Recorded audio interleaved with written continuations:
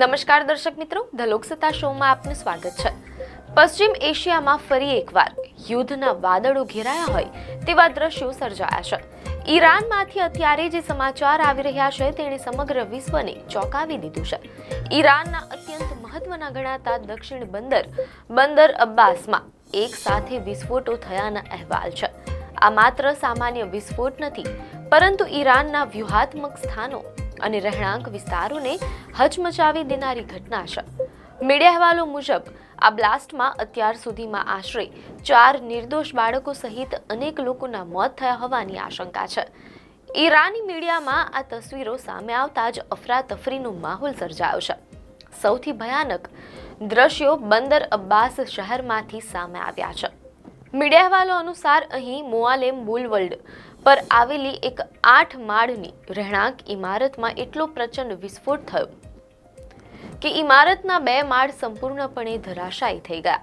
વિસ્ફોટની તીવ્રતા એટલી વધારે હતી કે આસપાસની દુકાનોના કાચ ફૂટી ગયા અને રસ્તા પર પાર્ક કરેલા વાહનો રમકડાની જેમ ફંગોળાઈ ગયા હતા। વિસ્ફોટનો અવાજ કિલોમીટરો સુધી સંભળાયો હતો અને આખું શહેર ધ્રુજી ઉઠ્યું હતું, પરંતુ ઘટનાની ગંભીરતા કંઈક અલગ જ ઇશારો કરી રહી છે। આ ઘટના માત્ર બંદર અબ્બાસ પૂરતી મર્યાદિત નથી। આશ્ચર્યજનક રીતે ઈરાનના એવા 3 શહેરોમાં પણ વિસ્ફોટ થયાના અહેવાલ છે જ્યાં ઈરાનના પરમાણુ પાવર પ્લાન્ટ આવેલા છે। ઇસ્ફહાન, નતાન્ઝ અને સવેહ, આ 3 સ્થળો ઈરાનના પરમાણુ કાર્યક્રમ માટે કરોડરજ્જુ સમાન છે તેમ અહેવાલોમાં જાણવા મળેલ છે। પરમાણુ સંવર્ધન કેન્દ્રોની આસપાસ થયેલા વિસ્ફોટોએ આંતરરાષ્ટ્રીય સ્તરે ચિંતા વધારી દીધી છે। શું આ કોઈ પૂર્વાયોજિત હુમલો હતો કે અકસ્માત જેવો મોટો પ્રશ્ન ઊભો થઈ રહ્યો છે। તે અંગે હજુ સત્તાવાર રીતે કોઈ પુષ્ટિ થઈ નથી, પરંતુ આ શહેરોમાં સુરક્ષા દળોએ કડક નાકાબંધી કરી દીધી છે।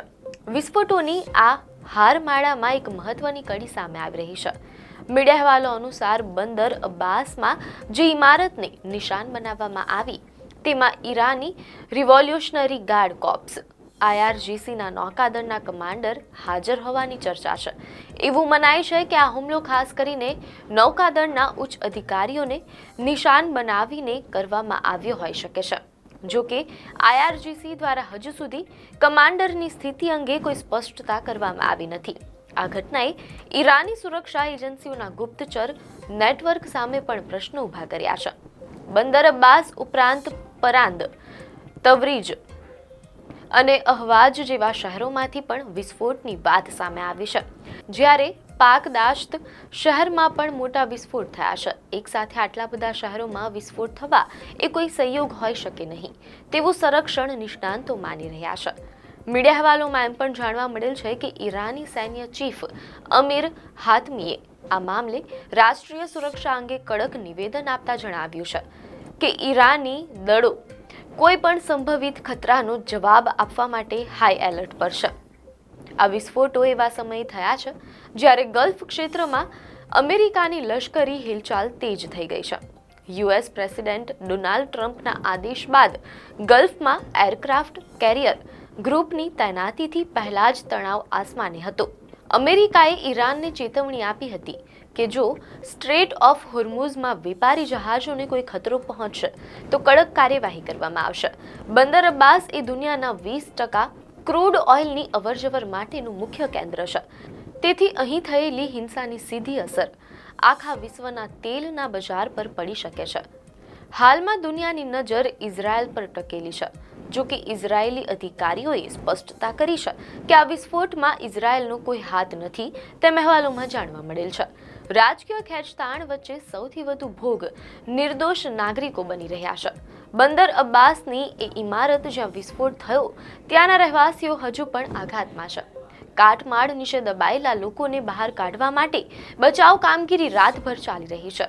આ ઘટનાના પ્રત્યાઘાત રૂપે ઈરાની સેનાએ યુદ્ધાભ્યાસ તેજ કરી દીધો છે। જો આ વિસ્ફોટો પાછળ કોઈ વિદેશી ષડયંત્ર સાબિત થશે તો મધ્ય પૂર્વમાં ભીષણ યુદ્ધ ફાટી નીકળવાની શક્યતા છે।